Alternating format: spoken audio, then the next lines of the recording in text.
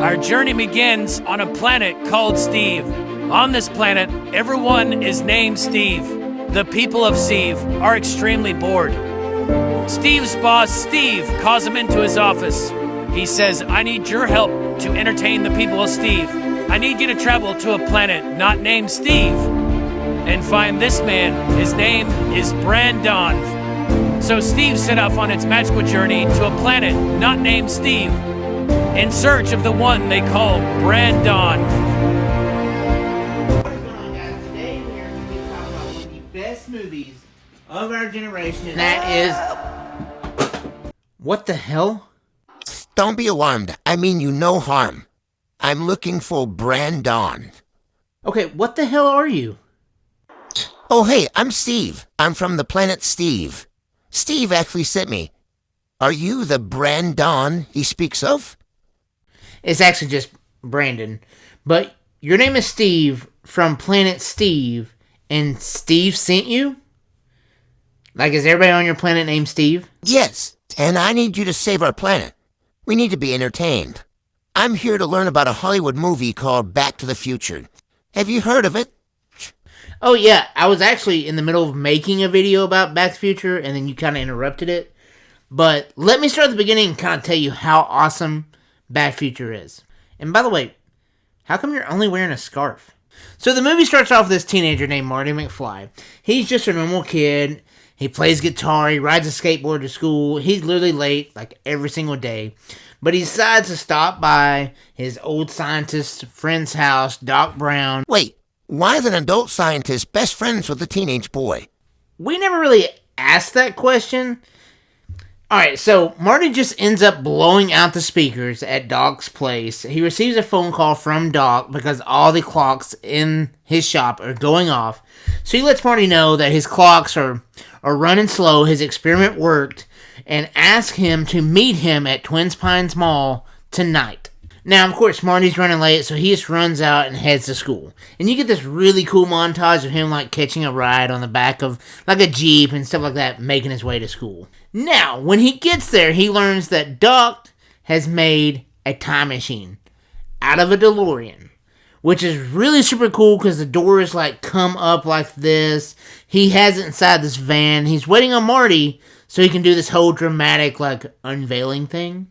Wait, how did you get in there? There's no room to open the door.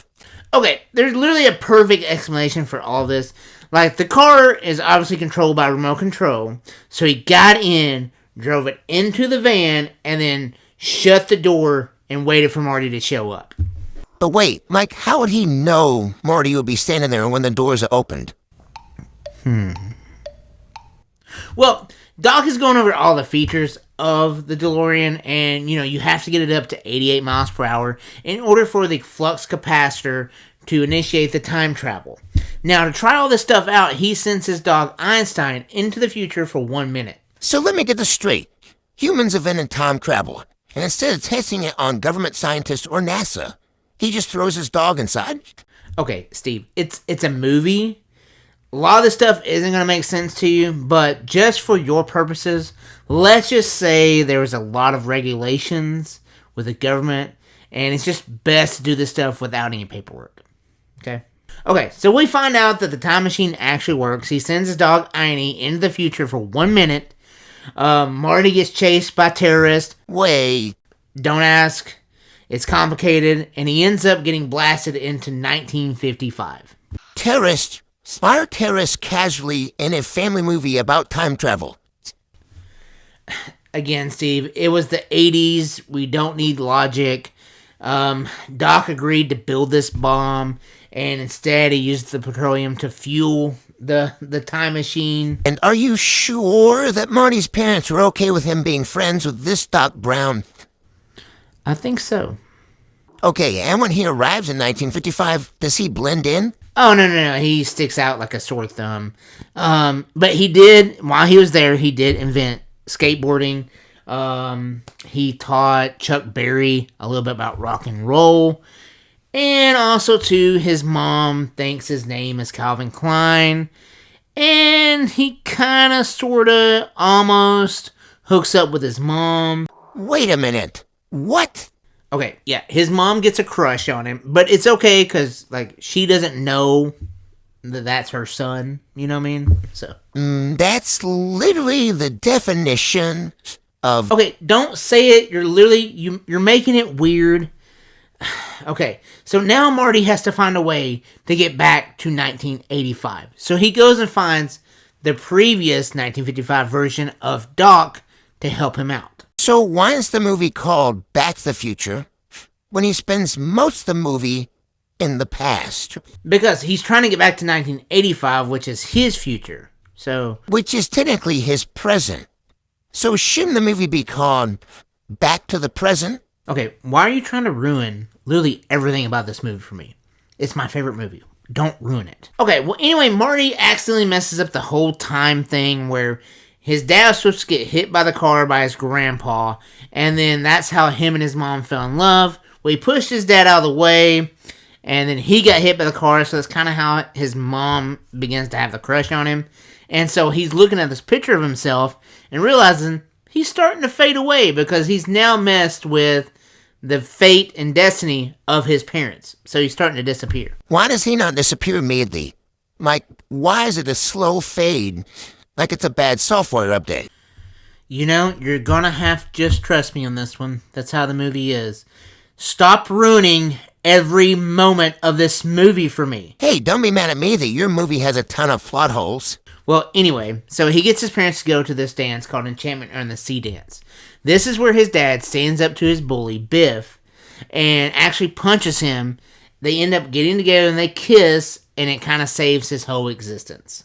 If they only kissed because of him, wouldn't they always remember the weird guy named Calvin Klein who got them together? Then years later, when their son grows up to look exactly like that guy, wouldn't they freak out? I guess denial is cheaper than therapy?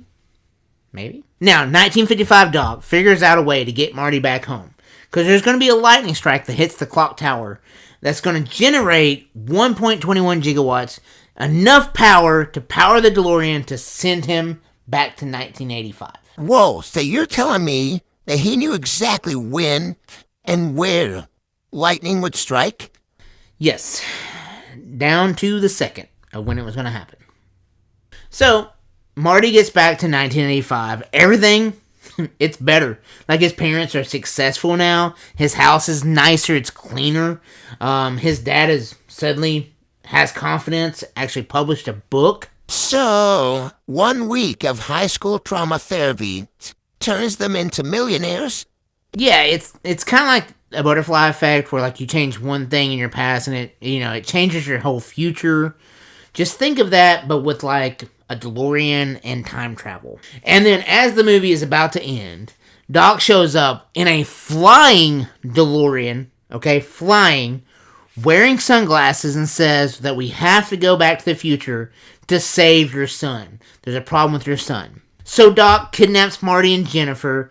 They back out of the driveway, and just before Marty is like, Doc, you better back it up. There's not enough road to get up to 88.